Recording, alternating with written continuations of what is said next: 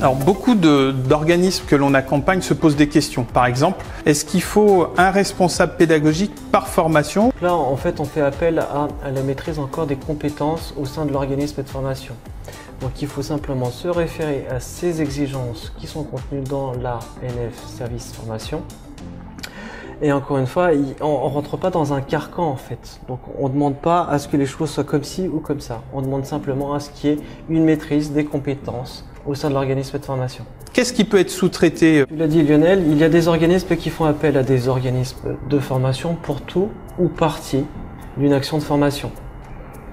On va simplement demander dans ce cas à ce que l'organisme assure la maîtrise de cette sous-traitance. Alors principalement, ça reste de l'animation de formation, donc on va demander à ce que les formateurs soient à la fois compétents sur la partie technique et sur la partie pédagogique. Et donc en amont, on va regarder comment l'organisme de formation a sélectionné ses formateurs ou ses sous-traitants. On a entendu parler du livret d'accueil, notamment dans Datadoc. Est-ce qu'il y a des exigences particulières par rapport à ce livret d'accueil dans les certifications qu'AFNOR Certification propose?